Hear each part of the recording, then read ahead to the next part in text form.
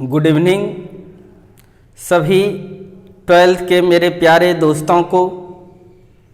जैसा कि आप लोग को पता है कि हम लोग प्रत्येक दिन शाम में 8 बजे लाइव क्लास 12th में ऑप्टिक्स पढ़ने के लिए एक दूसरे के संपर्क में आता है।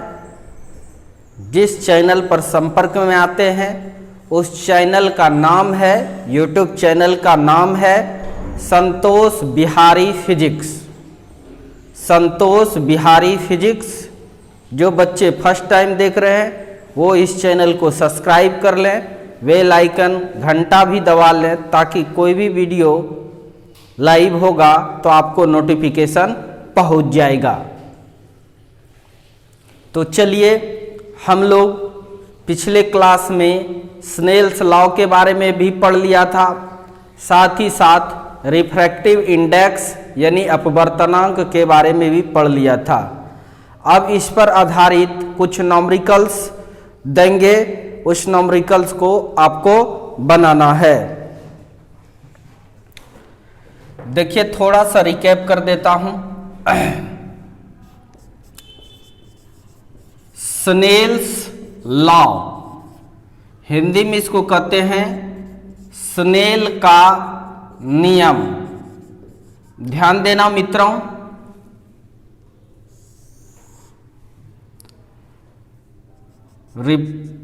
ये रेयर मीडियम बना लिए। रेयर जिसको हिंदी में बोलते हैं विरल माध्यम, और यह डेंसर मीडियम बना रहे हैं। ये हम लोग डेंसर मीडियम बना रहे हैं।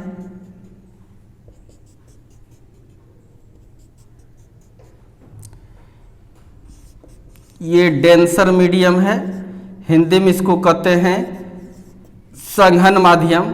इसका रिफ्रैक्टिव इंडेक्स μ1 बोल रहे हैं और इसका रिफ्रैक्टिव इंडेक्स μ2।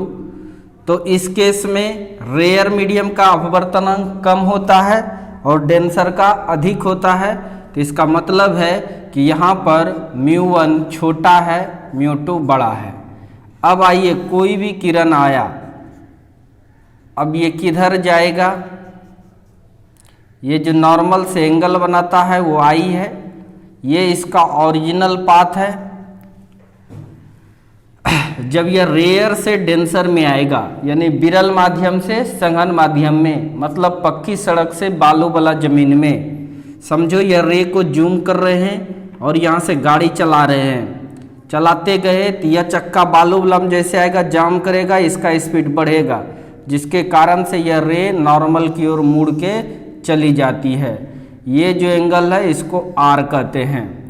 स्नेल्स ने क्या बताया है हमको? स्नेल्स ने बताया है कि sine I by sine r यह बराबर होता है μ2 बटे μ1 का।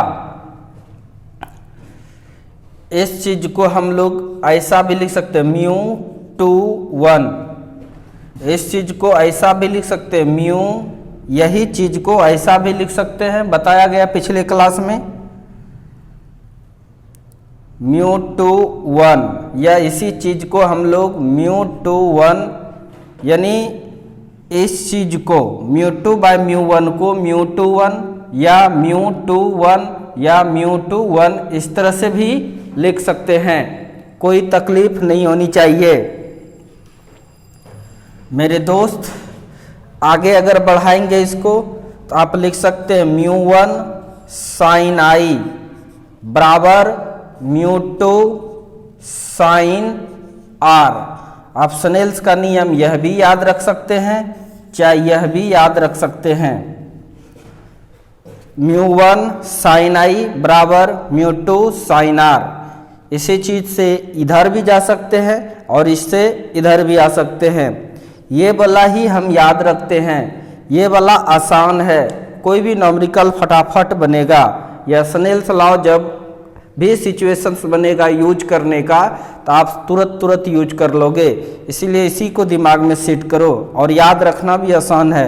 जिस मीडियम का रिफ्रैक्टिव इंडेक्स उस मीडियम का ही एंगल साइन के साथ।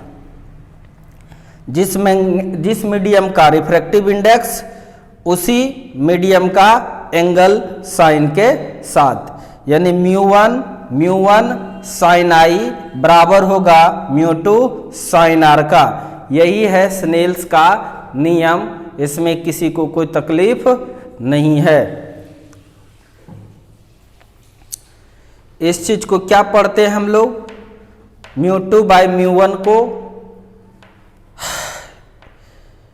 इससे ये पता चल रहा है कि रे फर्स्ट मीडियम से, देखिए इससे यह जो लिखा हुआ है म्यू2 बाई म्यू1, इससे क्या समझते हैं, म्यू2 बाई म्यू1 कहें या म्यू21 कहें या म्यू21 कहें या म्यू21 कहें, इसका मतलब क्या समझते हैं कि किरण फर्स्ट मीडियम से सेकेंड मीडियम में जा रही है, किरण फर्स्ट से सेकेंड में जा रही है। यहां भी किरण फर्स्ट से सेकेंड में जा रही है, किरण फर्स्ट से सेकेंड में जा रही है, किरण फर्स्ट से सेकेंड में जा रही है।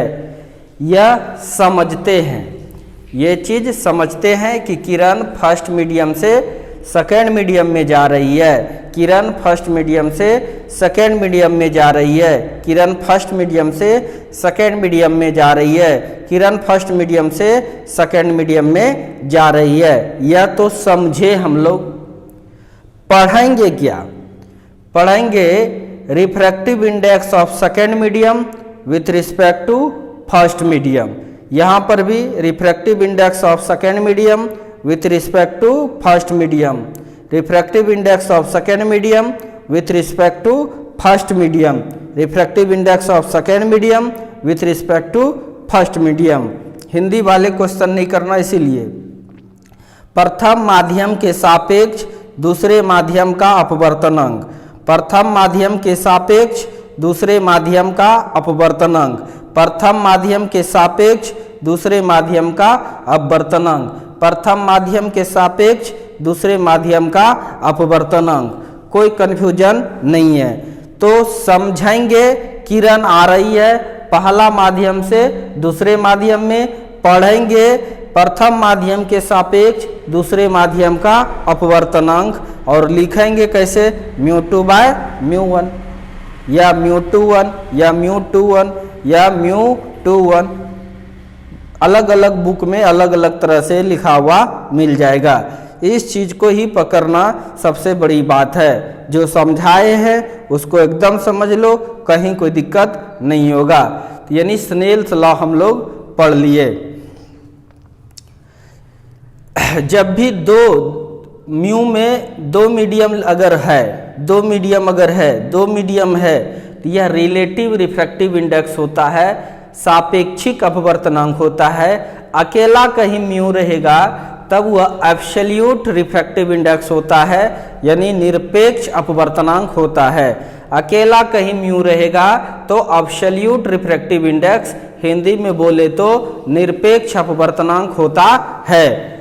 जबकि दो ठो जब रहेगा साथ में तब समझ जाओ रिलेटिव रिफ्रैक्टिव इंडेक्स है, यानी सापेक्षिक अपवर्तनांक है। इसीलिए माध्यम 1 के सापेक्ष माध्यम 2 का अपवर्तनांक, माध्यम 1 के सापेक्ष माध्यम 2 का अपवर्तनांक, माध्यम 1 के सापेक्ष माध्यम 2 का अपवर्तनांक, माध्यम 1 के सापेक्ष माध्यम 2 का अपवर्तनांक।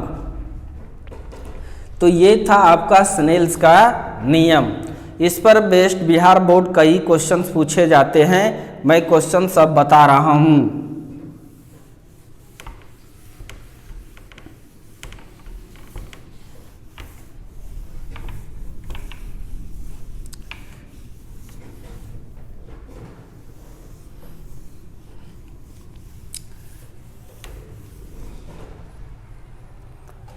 चलिए आगे बढ़ते हैं।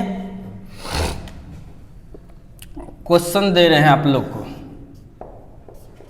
Find the value of theta in the given figure. Hindi में दिए गए चित्र में थीटा का मान ज्ञात करें।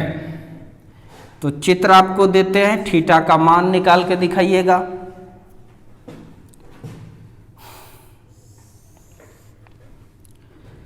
देखिए ये डेंसर मीडियम है, ये आपका एक डेंसर मीडियम दे रहे हैं हम।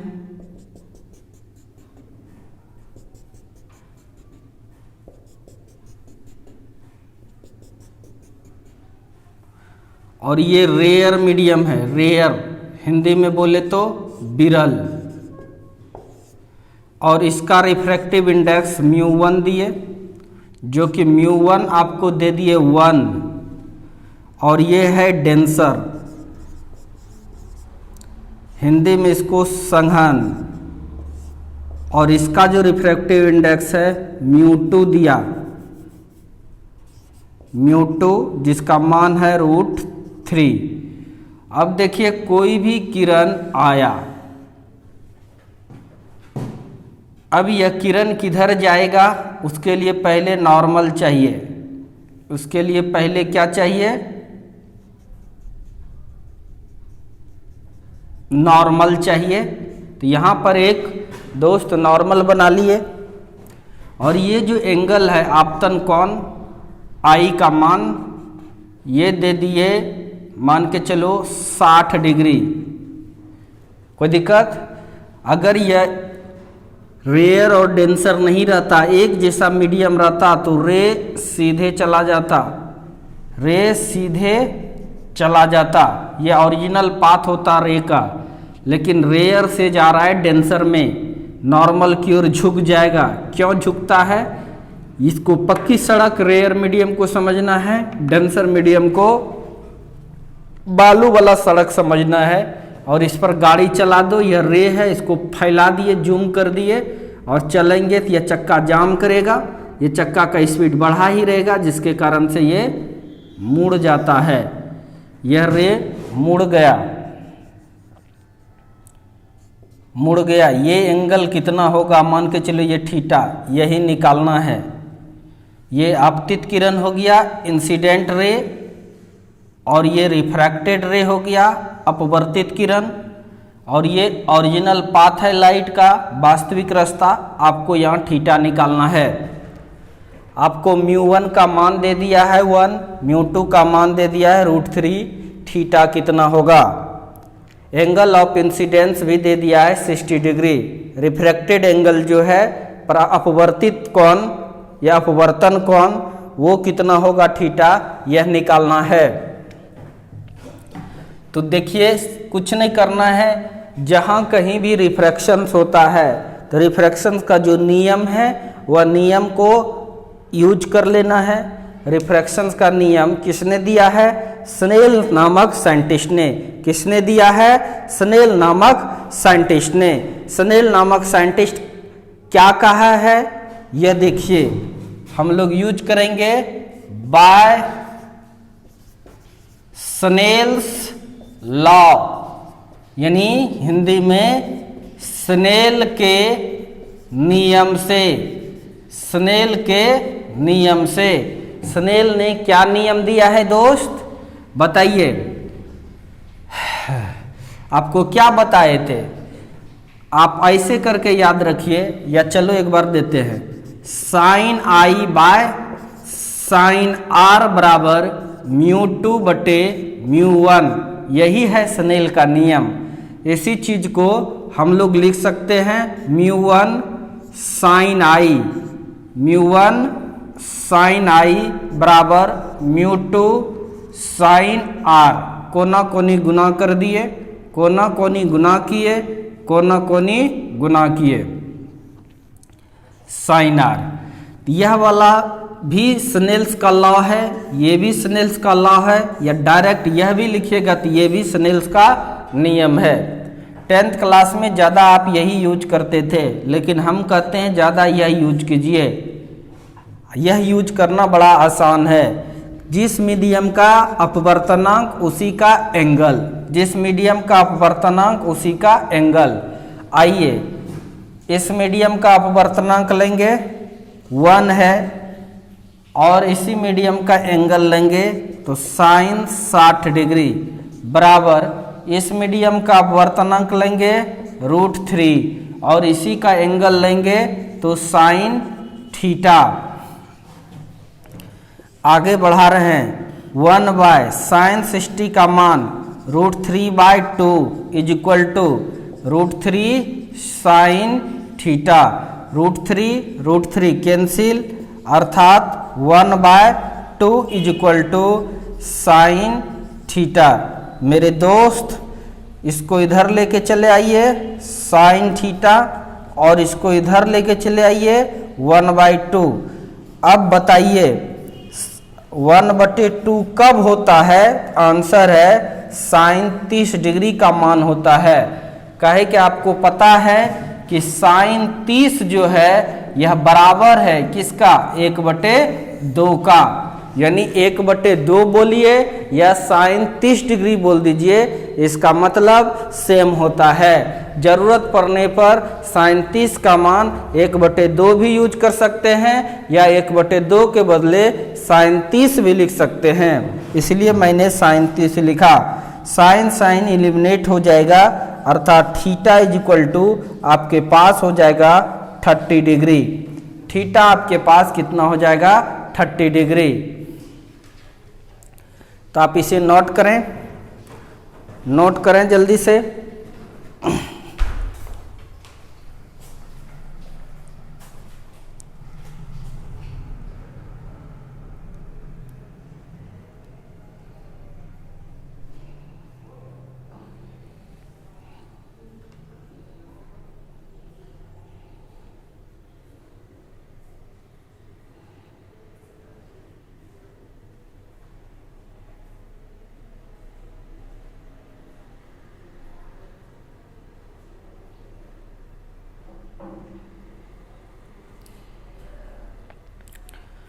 नोट करें मेरे दोस्त।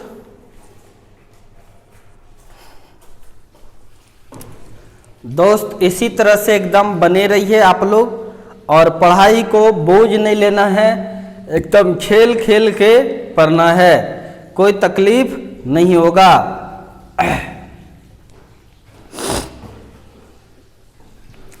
फिजिक्स सब्जेक्ट ही ऐसा है, एकदम कॉन्सेप्चुअली पढ़ने का है। इसको कॉन्सेप्ट से ही पढ़ने में बेनिफिट मिलता है, अदरवाइज बेनिफिट नहीं मिलता है। इसलिए बड़ा आसान है, समझ में आ गया।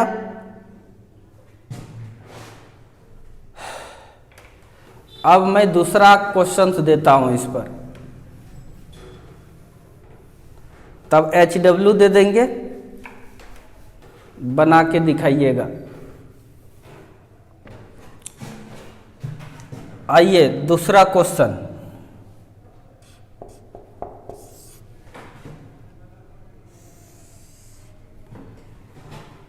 R दे दिए मतलब रेयर हो गया, विरल माध्यम, विरल हो गया।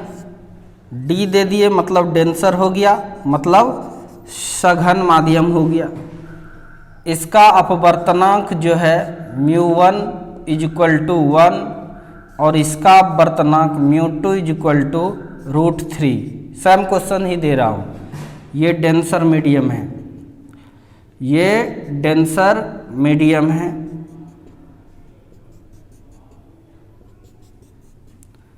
अब किरण आया, आपतित किरण किधर जाएगा? नॉर्मल ड्रॉ करेंगे।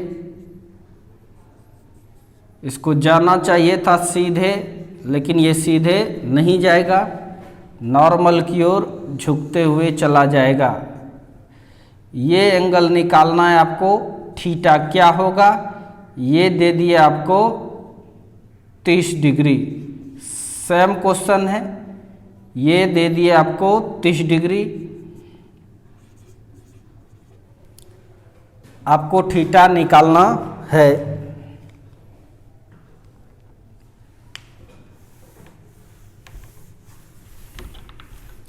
कुछ नहीं करना है, तुरंत स्नेल्स लॉ को यूज कीजिए, निकल जाएगा। 60 डिग्री ही आंसर आने वाला है। आंसर 60 डिग्री ही आने वाला है। आइए चलते हैं। स्नेल्स लॉ क्या कहता है? जिस मीडियम का रिफ्रैक्टिव इंडेक्स उसी का एंगल, यानी 1 साइन थीटा, रिफ्रैक्टिव इंडेक्स उसी का एंगल, बराबर जिस मीडियम का रिफ्रैक्टिव इंडेक्स उसी का एंगल, इधर साइन 30 डिग्री। अब आइए, इसलिए यहाँ पर sine theta is equal to आपके पास √3 इंटू साइन 30 का वैल्यू 1/2 और sine theta is equal to √3/2 हो जाएगा।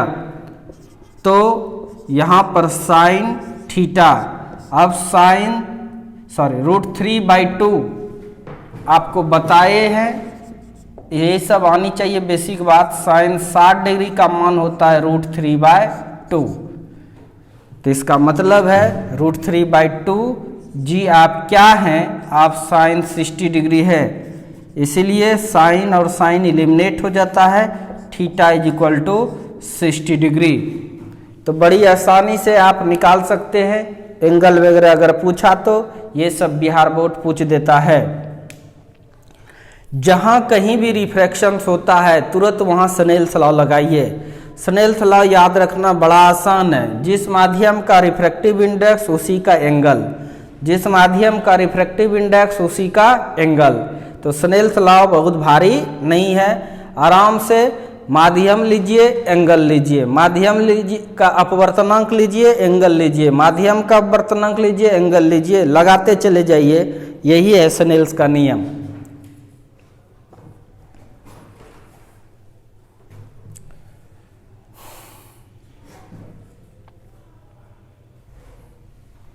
मिटा दूं? जल्दी से लिखिए।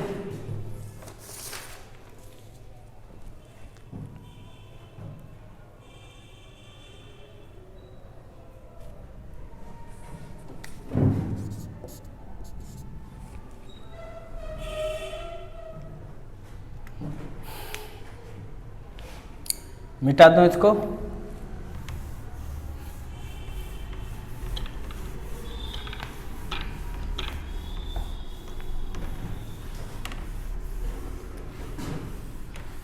स्नेल्स लॉ में 4 चीज है। पहला माध्यम का अपवर्तनांक, फिर दूसरे माध्यम का अपवर्तनांक, फिर आपतन कोण और फिर अपवर्तन कोण। 4 में से 3 चीज दिया रहेगा, चौथी चीज निकल जाएगा। अब आइए क्वेश्चन दूसरा दे रहे हैं। In the given figure find the refractive index of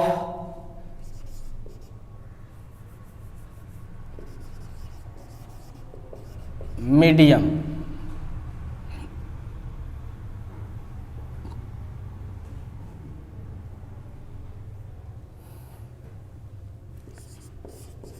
दिए गए चित्र में माध्यम का अपवर्तनांक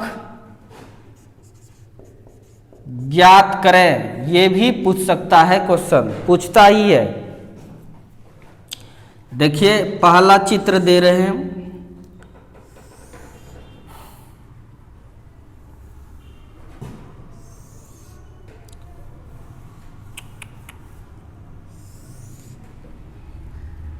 ऊपर ही दे रहे हैं रेयर, डेंसर मीडियम ऊपर ही दे रहे हैं। बहुत बार नीचे दिए हैं, इस बार ऊपर ही दे रहे हैं।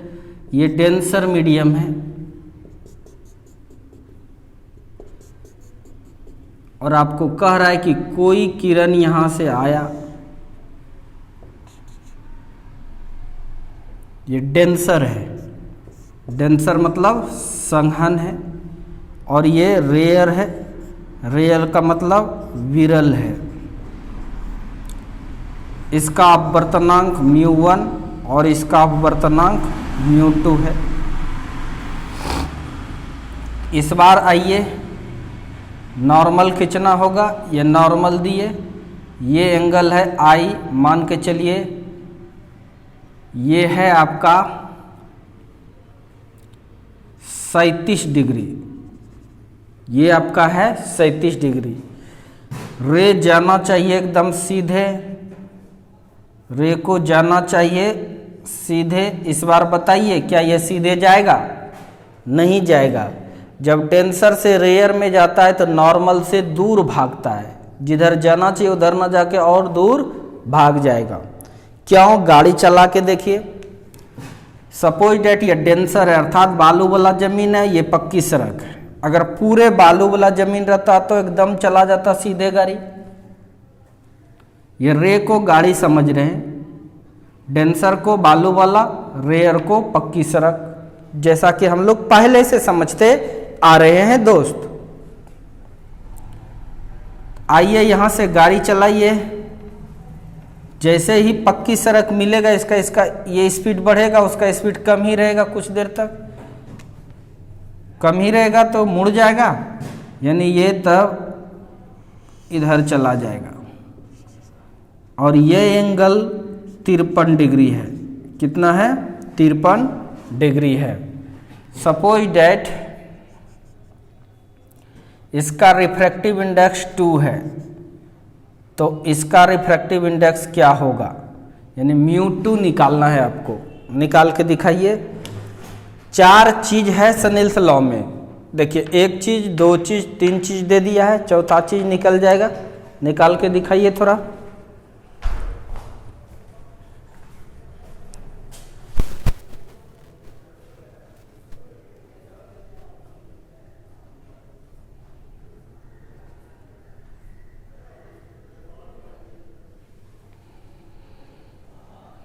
निकाल के दिखाइए।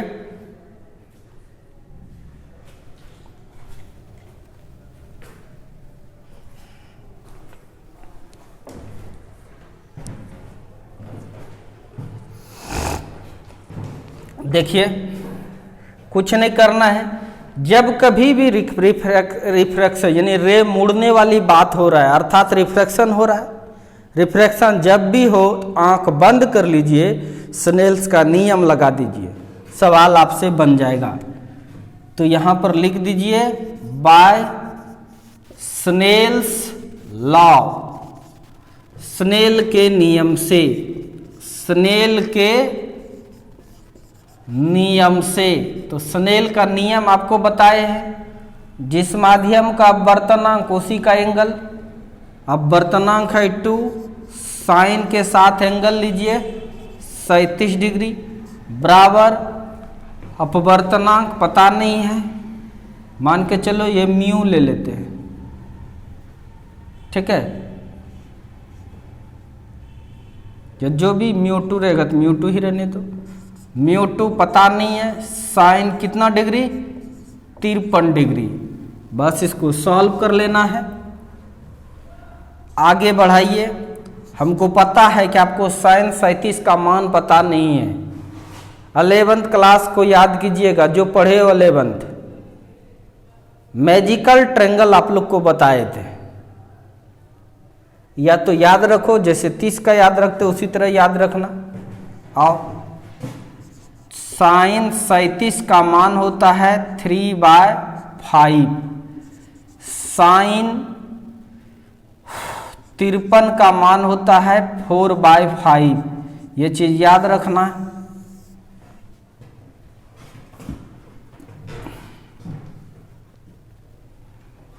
यह भी मैजिकल ट्रायंगल होगा तो बता देंगे एक बार।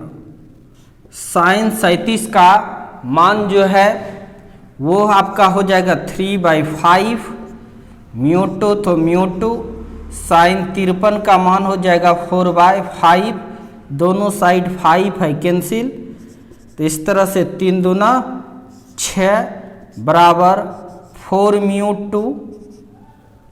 पूरे को इधर लेके चले आइए, 4μ2 बराबर 6, तो इस तरह से μ2 बराबर आपके पास 6/4, 2 दूना 4, 2 तिया 6, 1.5, यानी रिफ्रैक्टिव इंडेक्स जो है वो निकल जाएगा 1.5। यानी डेंसर मीडियम का अपवर्तनांक 2 है तो रेयर मीडियम का अपवर्तनांक 1 है। तभी 37 डिग्री पर जो एंगल आपतित हो, जो किरण आपतित होगा वह 53 डिग्री से रिफ्रैक्ट हो जाएगा, अपवर्तित हो जाएगा। नोट करें मेरे दोस्त, घबराना नहीं है। आपको हम मैजिकल ट्रेंगल बता देते हैं अभी, मैजिकल ट्रेंगल, जिससे कि आपको पता चल जाएगा साइन 37 का, साइन 53 का, कॉस 37 का, कॉस 53 का। लिखते रहिए आप लोग। टेन 37 का, टेन 53 का, कॉट 37 का, कॉट 53 का। यानी 6 जो होता है ना, वो 6 होता है ना, साइन, कॉस, टेन, कॉसेक, सेक, और एक और होता है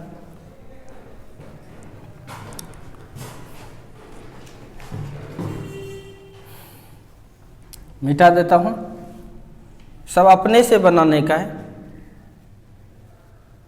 स्क्रीनशॉट का इस्तेमाल करें, स्क्रीनशॉट का इस्तेमाल करें, फिर विश्वास करें।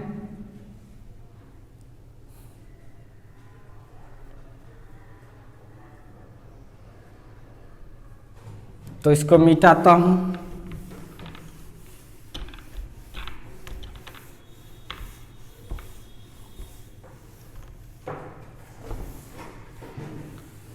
अब एक तो HW दे देते हैं।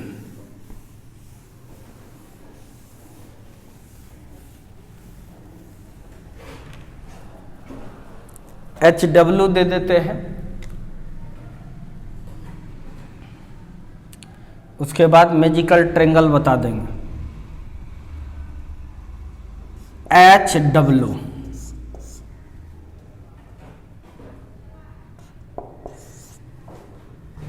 दूसरा नंबर,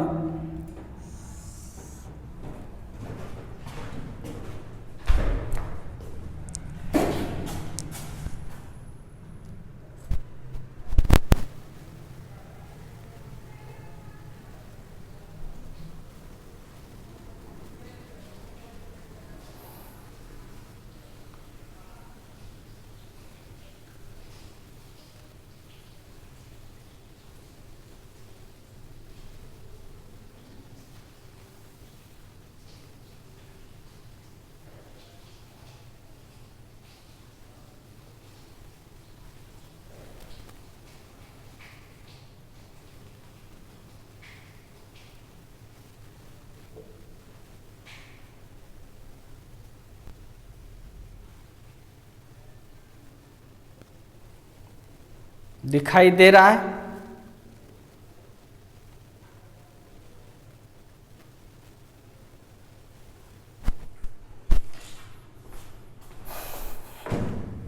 दिखाई दे रहा है? दिखाई दे रहा है? बोलिए बोलिए, कोई चेट कीजिए। दे रहा है? चलिए, बहुत अच्छी बात, दिखाई दे रहा है।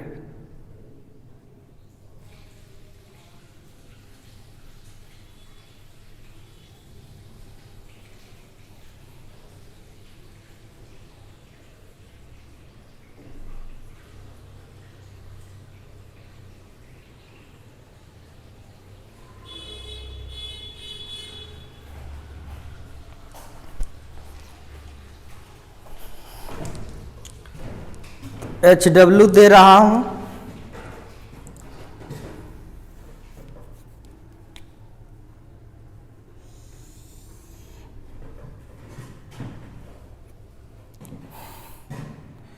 ये मान के चलिए, ये दे दिए डेंसर मीडियम।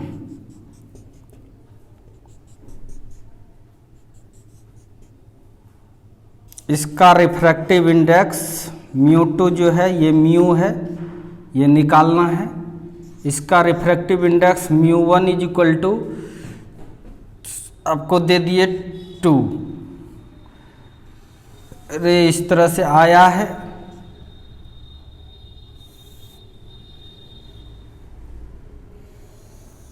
रे इस तरह से आया, अब ये किधर जाएगा तो नॉर्मल खींचेंगे, नॉर्मल खींचे, ये एंगल मान के चलिए आपके पास है इस बार 53 डिग्री। इसको जाना चाहिए था इधर, लेकिन इधर नहीं जाएगा, डेंसर है तो झुक जाएगा।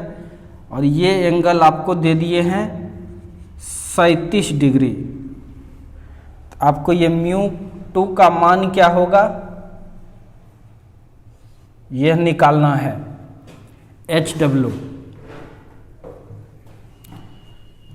आइए मैथ का कुछ बता देते हैं। मैथ,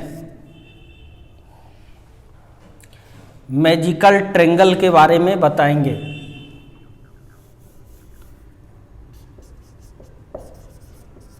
मैथ में देखिए एक ट्रेंगल होता है जिसको बोलते हैं हम लोग मैजिकल ट्रेंगल। दुनिया में एक ही ट्रेंगल ये होता है जिसका कि एक होता है 3, दूसरा होता है 4 और तीसरा होता है साइड 5।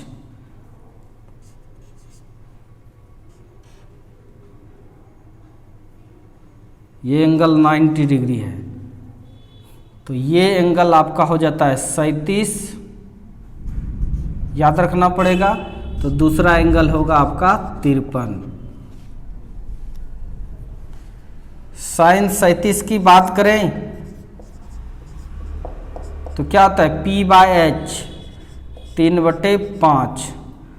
कॉस 37 की बात करें तो B/H 4/5। tan 37 की बात करें P/B 3/4। फिर cot 37 की बात करें तो cot का उल्टा हो जाएगा tan का, B/P, ये बेस हो गया, ये परपेंडिकुलर और ये कर, B/P यानी 4/3। sec 37 का हो जाएगा H/B। H आपका हो गया 5 और B आपका हो गया 4। sec, अब cosec 37 की बात करें तो हो जाएगा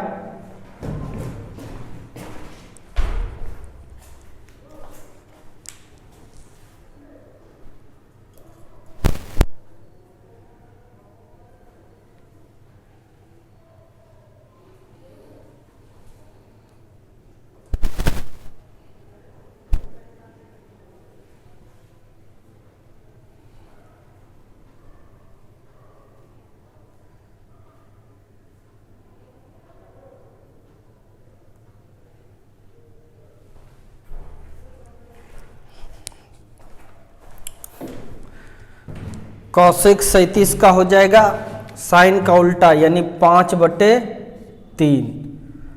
उसी टाइप से अब अगर यदि ये एंगल कंसीडर कीजिएगा तो यह B हो गया, ये P हो गया और ये H हो गया। अगर आप ये एंगल कंसीडर कीजिएगा तो ये हो जाएगा तब B और ये हो जाएगा P और ये H ही रह जाएगा।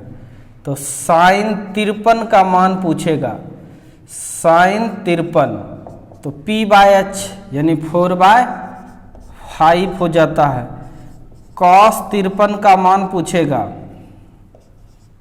तो इसका फॉर्मूला B/H, B का रोल 3 होगा 3/5। tan 53 का मान पूछेगा, आप लिख सकते हैं P/B, P का मान 4/3। cot 53 का पूछेगा तो उल्टा कर देना है 3/4। sec 53 का पूछेगा उल्टा कर देना है 5/3।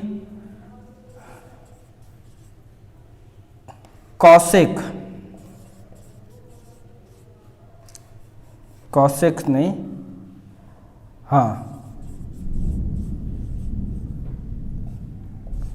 cosec 53 का अगर पूछेगा उल्टा कर देना है साइन का 5/4।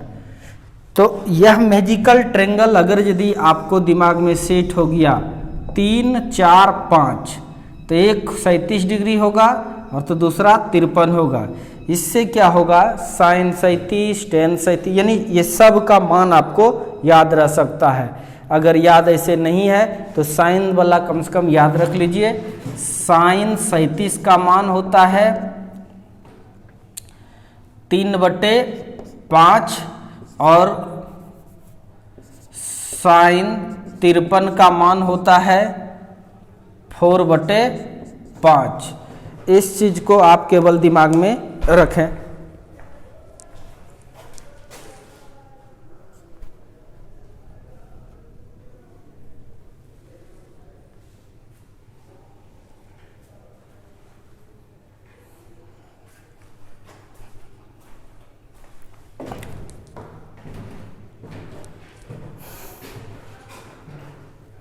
तो आज रहा ये HW बना के भेजिएगा, तब हम समझेंगे आप कॉन्शियस स्टूडेंट है। आप पढ़ाई कर रहे थे अपने ही पर्सनल व्हाट्सएप पर, ना कि ग्रुप में। आप भेजिएगा और कल नाम भी लेंगे, तब कल के क्लास में नाम लिया जाएगा कौन कौन HW बनाकर भेजा है। जो नहीं बना के भेजिएगा तो समझेंगे वो बहुत पढ़ता है, जो बना के भेजिएगा तो समझेंगे वो नहीं पढ़ता है। जो नहीं बनाइएगा ना, तब हम समझेंगे कि आप लोग बहुत पढ़ते हैं। मन लगाकर पढ़िए। लॉकडाउन जो एक समस्या है, लॉकडाउन जो एक समस्या है, उसको अवसर में बदल लें। लॉकडाउन है तो फिर भी आपको प्रभाव नहीं पड़नी चाहिए, आपकी पढ़ाई पर प्रभाव नहीं पड़नी चाहिए, तब एक आप अच्छे स्टूडेंट्स हैं। क्यों बाधा रहेगा आपका पढ़ाई? आपके जितने भी आदर्श गुरुजी हैं, जहाँ जहाँ आप पढ़ाई करते थे, सारे टीचर आपके ही बारे में सोच रहे हैं और आपका क्लास कंटिन्यू दे रहा है, आपके क्लास को बाधित नहीं कर रहा है। तो आप क्यों नहीं पढ़ सकते हैं? घर में रहकर तो आप और ज़्यादा टाइम बचा सकते हो। आप भागलपुर में थे तो आपको खाना बनाने में भी 4 घंटा लगता था, सुबह और शाम में। लेकिन घर में तो ऐसी बात नहीं है, आपको बना बनाया हुआ मिल रहा है, तो वो भी समय तो आपको बच गया। पढ़ रहे हैं कहाँ से? भागलपुर के ही सर से पढ़ रहे हैं, जिसके पास आप पढ़ने आए थे। इसीलिए कोई समस्या ही नहीं है दोस्त। इसीलिए इस समस्या को अवसर में बदलें। घर में ही रहें, सुरक्षित रहें। कोरोना इस बार थोड़ा सा विकराल रूप धारण किया हुआ है, हो जाएगा, फिर तो ऑफलाइन पढ़ना ही है। अभी कम से कम नोट्स बना कर रखिए, ताकि आइएगा तो आप कम समय में ज़्यादा पढ़ाई कर पाओगे। नहीं अगर पढ़ रहे हो घर में, तो फिर भी तो हम पढ़ाएंगे ही, काहे कि हम तो आपका पैसा लिए हैं या हम आपके शुभचिंतक हैं। आप कितनों बदमाशी करो, मेरा काम है आपके बदमाशी करते हुए भी आपको सिखाना। चाहे जैसे सिखाएं, प्यार से सिखाएं। मेरी आदत तो है प्यार से, कभी कभी डांट कर भी सिखाते हैं, बुरा नहीं मानना है। और थोड़ा बहुत कोऑपरेट करो अपने भाई पर, और हमको आप अपने ही परिवार के सदस्य समझें। तब मेरे पर जो आपका श्रद्धा और विश्वास होगा वह और बढ़ेगा, जिससे आपको बहुत ज़्यादा बेनिफिट मिलने वाला है मेरे दोस्त। तो एकदम प्रण लीजिए कि हम जो हैं संतोष बिहारी, जो फिजिक्स के पढ़ाते हैं आप लोग को, बड़ा ही आराम से बेसिक लेवल से पढ़ाते हैं, कहीं कोई दिक्कत नहीं होने देते हैं। उसको आप अपने घर का ही सदस्य समझें और उनके द्वारा यानी मेरे द्वारा जो भी बातें आपको बताया जाए उस बात का अनुसरण करें। पहली बात, लाइव क्लास अटेंड करें, क्लास मिस नहीं करें। दूसरी बात, घर में रहें, सुरक्षित रहें, ज़्यादा इधर उधर नहीं करना है और टेंशन नहीं लेना है कब खुलेगा कब खुलेगा कब खुलेगा। अब खुले या नहीं खुले, आपकी पढ़ाई बाधित नहीं होनी चाहिए। एक अच्छे स्टूडेंट्स यही सोचेगा। प्रॉब्लम तो आता ही है, जिंदगी में तो संघर्ष ही संघर्ष है, उस संघर्ष में भी आपको तैरते हुए आगे निकलना है। जो संघर्ष से पीछे भागेगा वह सब दिन पीछे ही हो जाएगा। इसलिए संघर्ष अगर हो, जिंदगी में उतार चढ़ाव आते रहती है। हम लोग बहुत कुछ झेले हुए हैं, जितना हम लोग झेले हैं उतना आप लोग झेले भी नहीं हैं। इसलिए मेरे दोस्त, लॉकडाउन जो है समस्या, उसको आप अवसर में बदलें। अपने पढ़ाई को बाधित नहीं होने दें, अपने पढ़ाई को कंटिन्यू रखें। धन्यवाद। Good night, sweet dream. मजा लीजिए, फिर मिलेंगे अगले दिन। ओके।